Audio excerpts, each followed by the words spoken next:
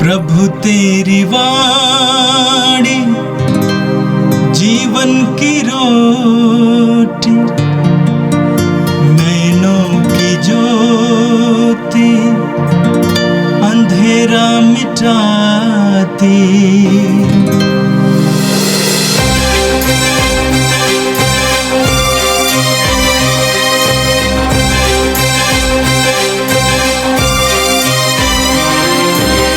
प्रभु तेरी वाणी जीवन की रोटी, नैनों की ज्योति अंधेरा मिटाती। प्रभु तेरी वाणी जीवन की रोटी, नैनों की ज्योति अंधेरा मिटाती। वाणी वाणी वाणी वाणी वाणी पवित्र है, शाश्वत है, जीवन का मन्ना है। 8 जुलाई बृहस्पतिवार। पहला पाठ उत्पत्ति ग्रंथ अध्याय 44, पद संख्याएँ 18 से 21, 23 से 29 और अध्याय 45 पद संख्याएँ 1 से 5 तक। यूदा ने योसेफ के पास जाकर कहा, महोदय, मुझे आज्ञा दे, मैं आपसे एक निवेदन करना चाहता हूँ। आप मुझ पर क्रोध न करें, आप तो फिरौन के सदृश हैं। महोदय ने हम लोगों से यह प्रश्न किया था कि क्या तुम लोगों के पिता और भाई भी हैं? और हमने उत्तर दिया था, हम लोगों के एक वृद्ध पिताजी हैं और उनके एक किशोर पुत्र हैं, जिसका जन्म उनकी वृद्धावस्था में हुआ है। उस लड़के का सगा भाई मर गया है। वह अपनी माता की एकमात्र जीवित संतान है और उसके पिता उसे प्यार करते हैं। आपने हमसे कहा था, उसे मेरे पास ले आओ, मैं उसे देखना चाहता हूँ। यदि तुम्हारा कनिष्ठ भाई तुम्हारे साथ नहीं आएगा तो तुम्हें मुझसे फिर मिलने की अनुमति नहीं मिलेगी। इसलिए हमने आपके दास अपने पिता के पास जाकर उन्हें यह बात बताई। जब हमारे पिता ने हमसे कहा, फिर अनाज खरीदने जाओ, तो हमने उत्तर दिया, हम नहीं जा सकते जब तक हमारा कनिष्ठ भाई हमारे साथ नहीं हो, तब तक हम नहीं जाएंगे।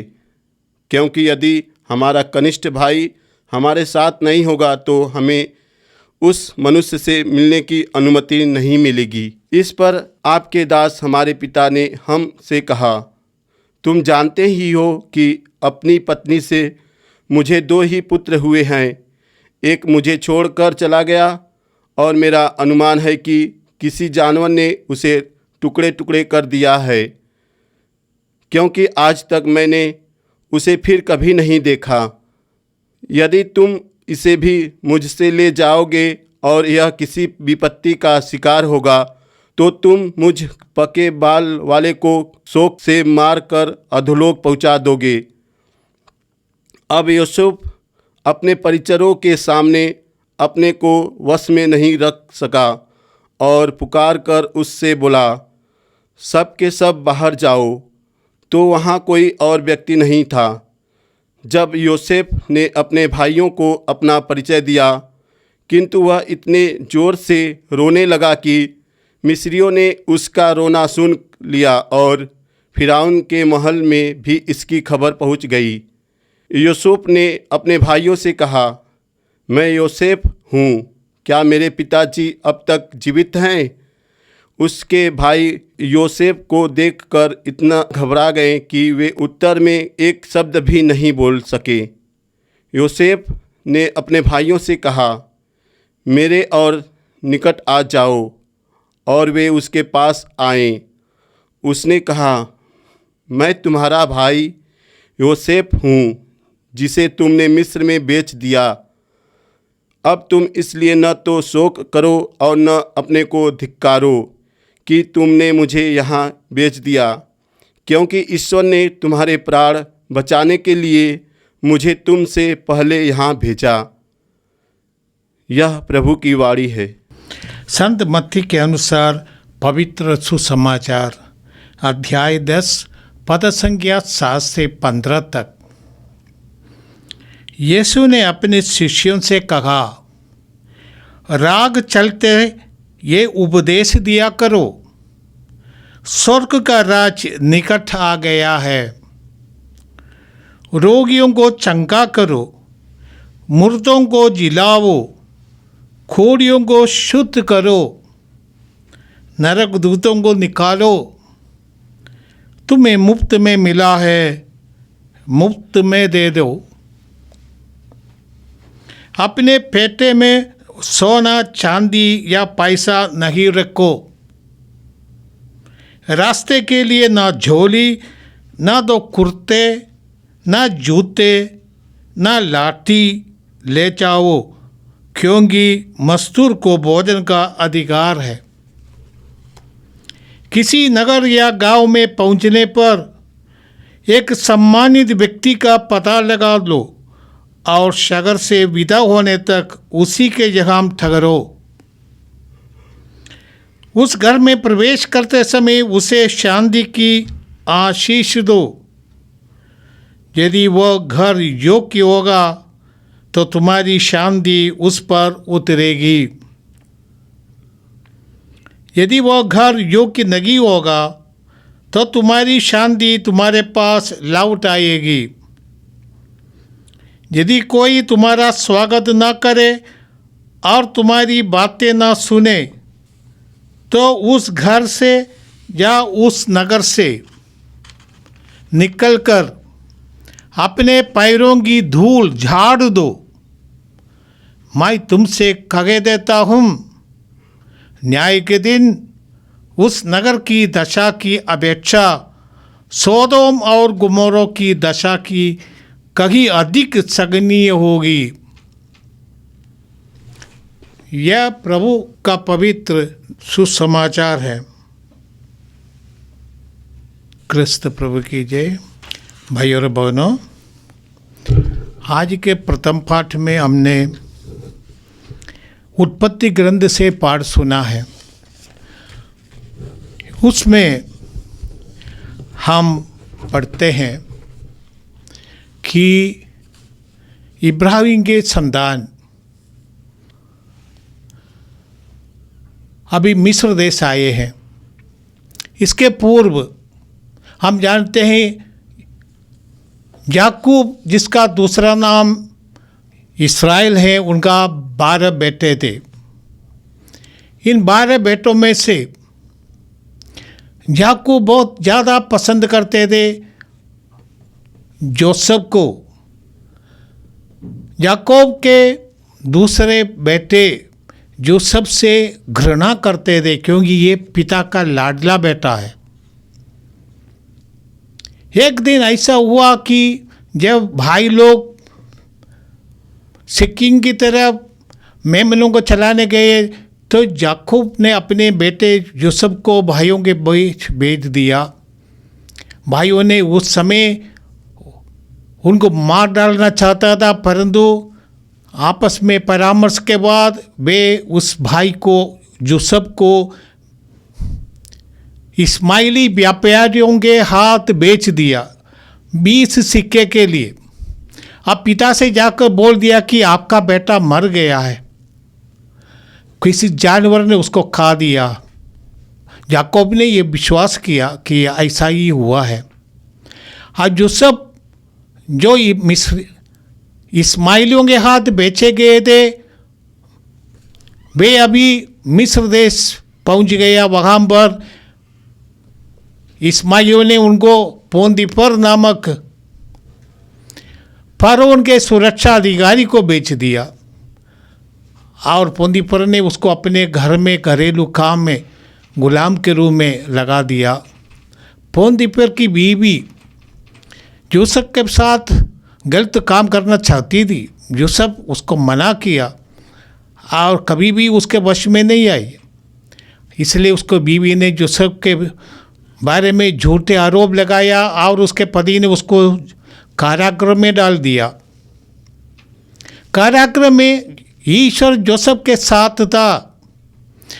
कारागृह में दूसरे कैदियों से बातचीत होते रहते थे और कोई कैदी अपने सपनों के बारे में जोसेफ को बताता था। जोसेफ उनको इन सपनों का अर्थ समझाता था। और उनमें से एक कैदी जो दीर्घा हो गया और वे जोसेफ के कहने के अनुसार फिर उनके घरेलू काम में लगाए गए थे। और फिर उनको कभी स्वप्न होता था और स्वप्नों का अर्थ कोई नहीं बता सकता। और जो पूर्व कैदी है जोसेफ के साथ कारागृह में रहने वाला वो व्यक्ति ने समझाया कि जोसेफ इस स्वप्नों का अर्थ समझा सकते हैं। फिर उन्होंने जोसेफ को बुलाया और अपने स्वप्न उनको बताया। जोसेफ ने कहा कि स्वप्न का अर्थ यही है कि आने वाले 7 वर्ष शानदार फसल मिस्र में होगा और इसके बाद 7 वर्ष भूखमरी अकाल पड़ेगा। इसलिए अच्छा है कि जब शानदार फसल होगा उस समय इकट्ठा करो, संभालो, ताकि भूखमरी की सामना कर सके हैं। फिरौन ने जोसेफ को एक काम दे दिया, वो जेल से मुक्त हो गया। फिरौन के बाद सबसे बड़ा अधिकारी के रूप में मिस्र में जोसेफ चमकने लगे। और जोसेफ के कहने के अनुसार 7 वर्ष अच्छा फसल हुआ, इसके बाद भूखमरी अकाल शुरू हो गया। पूरे विश्व से लोग मिस्र में आते थे और फिरौन कहते हैं ईते आद जोसेफ, जोसेफ के पास जाओ, जोसेफ सबके लिए प्रबंध करेगा। इस संदर्भ में याकूब अपने बेटों को भेजते हैं मिस्र में अनाज मांगने और वे जोसेफ के सामने आ गया। अपने भाइयों को देखकर, ये दुष्ट भाइयों को देखकर जिन्होंने इतना अधिक अत्याचार जोसेफ के साथ किया था, जोसेफ के मन में उनके प्रति कोई घृणा की भावना नहीं। उनको बहुत दुख हुआ अपने भाइयों को देखकर। वो अपने कमरे में रहकर फूट फूट कर रोने लगा। परंतु फिरौन के बाद सबसे बड़ा अधिकारी होने के कारण उसके अपने सम्मान और गौरव रखते हुए ये भाइयों के साथ बातचीत किया। हर हम जानते हैं आज के पाठ में जोसेफ के भाई उनको समझाते हैं कि क्या क्या हो गया उनके साथ। और अभी आखिरी में जोसेफ अपनी सही बात उनको समझाते हैं। जोसेफ के घर में उनके प्रति किसी प्रकार का नफरत नहीं की। जोसेफ ने कहा ये सब ईश्वर की अनंत योजना में हुआ है कि मुझे ईश्वर ने आप लोगों के पहले मिस्र देश से भेजा और सारे विश्व के लिए कल्याणकारी कार्य करने के लिए ईश्वर ने मुझे मौका दिया और ईश्वर की महिमा इसमें प्रकट हुई। जोसेफ ने अपने भाइयों के साथ किसी प्रकार का बदला देने की भावना, प्रतिशोध की भावना नहीं दिखाया। जोसेफ जानता था कि प्रतिशोध करने से कोई फ़ायदा नहीं है। जोसेफ जानते हैं कि क्षमा करने में फ़ायदा है। जोसेफ ने हमें ये सिखाया कि हमें न केवल अपने भाइयों को क्षमा करना, ये भाई कहने के योग्य नहीं है। उनका जो भाई लोग जो आए हैं याकूब का ये संतान, जिन्होंने जोसेफ के साथ इतने बुरी बुरी कार्य किए थे, जोसेफ को ईश्वर को भी दोष लगाने कोसने का समय था। परंतु जोसेफ मानते हैं कि ईश्वर की योजना है और ये सबों की भलाई के लिए है, इसलिए जोसेफ उनको क्षमा कर देते हैं। हम जानते हैं कि जोसेफ ने कहा कि जोसेफ ने उनसे पूछा अपने पिताजी के बारे में, अपने भाई, अपने छोटे भाई बेंजामिन के बारे में। हाँ, जोसेफ इतना भाववीर हो गए और अपने भाइयों के सामने फूट फूट कर रोने लगे। हम जानते हैं कि जैसे इस्यास नबी ने कहा, पिछली बातें भुला दो, पुरानी बातें जाने दो, देखो मैं एक नया कार्य करने जा रहा हूँ। इस्यास नबी अध्याय 43 पद संख्या 18 और 19। क्षमा करना एक निर्णय होता है। किसी व्यक्ति या समूह के प्रति घृणा आक्रोश या प्रतिशोध की भावनाओं को छोड़ देने का एक सचेत जानबूझकर निर्णय यूसुफ ने ले लिया। ऐसे निर्णय से हम उन लोगों को क्षमा कर देते हैं जिन्होंने हमारे साथ अन्याय किया, बेईमानी किया, हमारे जीवन को खतरा डाला। ऐसे लोगों को क्षमा कर देना इतना आसान नहीं है। प्रभु यीशु ने हमें सिखाया क्षमा करो। पेतरुस ने यीशु से पूछा, जैसे हम पढ़ते हैं मत्ती के सुसमाचार अध्याय 18 पद संख्या 21 और 22 में हम पढ़ते हैं, यीशु से आकर पेतरुस ने पूछा, गुरुवर हमें कितनी बार क्षमा करना चाहिए? 3 बार, 7 बार? प्रभु ने कहा 7 बार नहीं, 70 गुना 7 बार। मैंने बार बार क्षमा करना। क्षमा करने का अर्थ है कि मैं अपने दिल से उन लोगों के प्रति किसी प्रकार का नफरत नहीं रखता हूँ। यदि भी वे क्षमा का योग्य नहीं, यदि भी वो क्षमा नहीं चाहता, फिर भी मैं अपने दिल से उनको क्षमा कर देता हूँ। विद्वेष, घृणा, बदला लेने की भावना एक प्रकार का विश्व है। ये विश्व के कारण हम अपने को नुकसान पहुंचाता है। इसलिए क्षमा करने से हम अपने को भी कई प्रकार के बीमारियों से बचाते हैं। क्षमा नहीं करने से कई प्रकार की बीमारियां हो जाती हैं, जहाँ तक कैंसर भी हो जाते हैं, हार्ट अटैक हो जाते हैं। पर क्षमा करने से हम अपने को इन बीमारियों से, इन टेंशन से, इस तनाव से अपने को आज़ाद कर देते हैं, मुक्त कर देते हैं। क्षमा एक प्रक्रिया है, एक दिन में नहीं है। धीरे धीरे धीरे हमें ऐसा निर्णय करना, छोड़ देना है, दिल की गहराई से छोड़ देना, तभी क्षमा होता है। क्षमा करना एक निर्णय जिसके द्वारा हम घृणा, क्रोध, बदला देने का भावना या हार या निराशा, आक्रोश या किसी प्रकार का अपराध से जुड़ी अन्य दर्दनाक भावनाओं को अपने दिल से हटा देते हैं। यही क्षमा है। और ये क्षमा मुक्ति का कारण, जो सपने में एक इतना बड़ा नमूना, जबरदस्ती एक आदर्श दिखाया है। अपने भाइयों को गले लगाते हैं और अपने दिल से किसी प्रकार की दुश्मनी की बात नहीं आया, न तो भाइयों को दोष ठहराया। जो सपने उनके साथ इतना सम्मान किया, हम सबों के लिए एक नमूना है। सुसमाचार का यही एकमात्र पर्पस है, लक्ष्य है कि हम परिपूर्ण जीवन प्राप्त करें। इसलिए सेवा करने के लिए, सुसमाचार की सेवा करने के लिए प्रभु लोगों को चुनते हैं और नियुक्त करते हैं। आज अपने शिष्यों को भेजते हैं, उनका ट्रेनिंग के लिए भेजते हैं। कहते हैं गांव गांव में जाओ और तुम अपने लिए खाने पीने का प्रबंध मत करना, अपने पेटे में सोना चांदी या पैसा नहीं ले जाना, रास्ते के लिए ना झोली, ना कुर्ते, ना जूते ले जाना। एक प्रकार की ये तीर्थ यात्रा है। यीशु के ज़माने में जब यहूदी मंदिर में तीर्थ यात्रा के लिए आते थे, ये जूते नहीं पहनते थे, लाठी नहीं लेते थे, या अपने लिए ऐसे सामग्री लेकर नहीं आते थे। एक तीर्थ यात्रा है, और तीर्थ यात्रा है, एक आराधना है, वर्शिप ऑफ गॉड।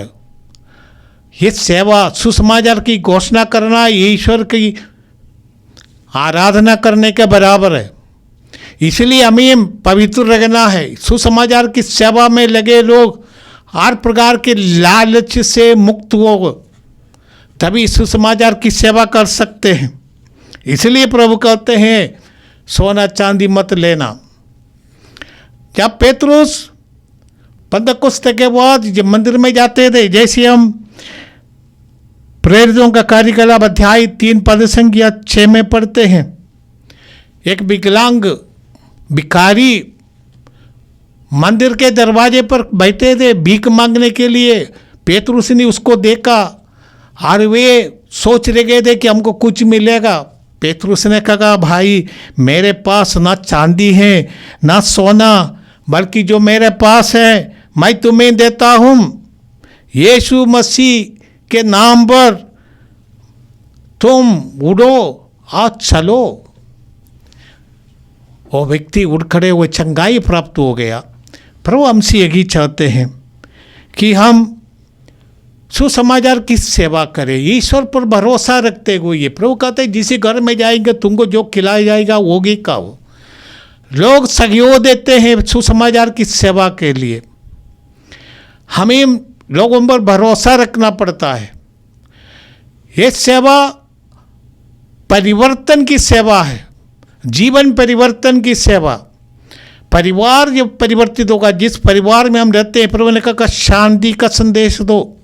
वो जीवन शांति का संदेश है, सलोम। यहूदियों के लिए सलोम का अर्थ बहुत गहरा है। शांति माने संपूर्ण समग्र विकास, शांति, स्वास्थ्य इत्यादि। आज सुसमाचार इस घर में है, वहाँ बहुत शांति होगी। प्रभु के आने से जीवन परिवर्तित हो जाता है। जैसे सखीउस का जीवन, उस परिवार में मुक्ति आ गया, जैसे धर्म ग्रंथ कहते हैं। हर ये पवित्र कार्य है, इसलिए प्रभु नियुक्त करते हैं।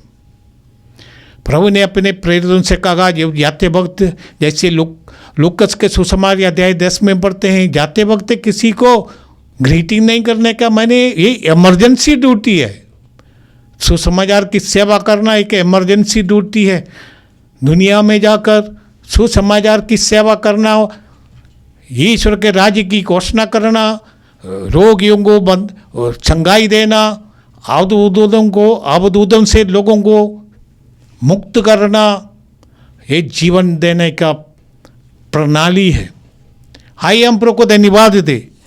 प्रभु ने हमें सुसमाचार दिया है, प्रभु यीशु को हमें प्रदान किया है, इसलिए हम प्रभु को धन्यवाद दे। आज सुसमाचार की सेवा के लिए हम अपने सहयोग दे। जितने लोगों को प्रभु ने बुलाया है वो अपने को इस सेवा के लिए समर्पित करे, क्योंकि जीवन का एक आशीष का स्रोत होता है सुसमाचार की सेवा करना। और उस सेवा में हम अपने तन मन लगाइए, क्योंकि संसार को हर प्रकार के बंधनों से मुक्ति की जरूरत है। फादर स्टान स्वामी, जिनका देहांत एक कैदी के रूप में हुआ था, हर ये एक नमूना है सुसमाचार की सेवा करने के, एक नमूना। वे अपने जीवन समर्पित कर दिया, सब कुछ सेवा में लगा दिया। हम जानते हैं कि उनको न्याय नहीं मिला, फिर भी वो टूटा नहीं। यीशु के सेवा में वो अपने को समर्पित किया, सब कुछ दे दिया। एक नमूना है, एक आदर्श है। और उनकी सेवा के द्वारा बहुत लोगों को अपना हक मिला है। आइए हम धन्यवाद दें ऐसे ऐसे महान मिशनरियों के लिए, जिन्होंने हमें यीशु के इस आदर्श को जारी रखने की प्रेरणा दी है। यीशु स्वयं हमारे लिए क्रूस पर मरे। मिशनरी के जीवन में, सुसमाचार के सेवक के जीवन में उत्पीड़न जरूर आएगा। प्रभु ने शिष्यों से कहा, तुम्हारे साथ हर प्रकार का दुश्मनी करने वाले आएंगे, परंतु तुम डरो मत, तुम इस बातों से मत डरना, मैं तुम्हारे साथ है। पौलुस को कई बार प्रभु ने बताया, मैं तुम्हारे साथ है। हर एक सेवा करने वाले मिशनर के साथ प्रभु रहते हैं, प्रभु की शक्ति तुम्हें प्राप्त होगा। आइए हम प्रभु को धन्यवाद दे आज के इस पाठों के लिए, इस प्रेरितों का नमूना के लिए। याकूब के बेटे विशेष करके जोसेफ ने जो नमूना मैं दिखाया है, उसके लिए हम धन्यवाद दे। और स्टान स्वामी जैसे मिशनरियों के लिए हम धन्यवाद दे। जान देकर प्रभु की सेवा करने के लिए तैयार हुए लोग, उनके लिए हम धन्यवाद देते हैं। प्रभु हमारे बीच इन लोगों के माध्यम से जीवित है। आइए हम प्रार्थना करें। हे प्रभु, तूने हमें सिखाया है अपने शत्रुओं को प्यार करो। हे प्रभु, तूने हमें सिखाया है अपने दुश्मनों को क्षमा करो। हे प्रभु, क्षमा का आज जो पाठ जोसेफ ने अपने भाइयों के साथ किया और हमारे लिए नमूना प्रस्तुत किया, हमारे जीवन में ये बात प्रभावित करे, हमारे जीवन को बदल दे, हमारे दिल से किसी प्रकार की दुर्भावना होने ना दे। हमारे शत्रुओं के प्रति भी ये प्रभु प्रेम की भावना, सेवा की भावना जो फादर स्टान ने किया है, सेवा करने के लिए, सब कुछ समर्पित कर देने के लिए तू हमें प्रेरणा दे प्रभु। और तेरा राज्य ये पूरे दुनिया में आ जाए, ईश्वर की इच्छा पूरी हो, यही ईश्वर का राज्य है। ईश्वर शासक बने, ईश्वर हमारे परिवारों का, हमारा व्यक्तिगत जीवन का नियंत्रण करने वाला, हमारा एकमात्र नियंत्रण करने वाला व्यक्ति ईश्वर है। ईश्वर की सेवा में और ईश्वर की इच्छा पूरी करने में पूरे विश्व एकजुट हो जाए, ये प्रार्थना करते हैं हमारे प्रभु क्रिस्त के द्वारा। आमीन। प्रभु तेरी वाणी जीवन की रोटी, नैनों की ज्योति अंधेरा मिटाती। वाणी वाणी वाणी वाणी वाणी पवित्र है, शाश्वत है जीवन का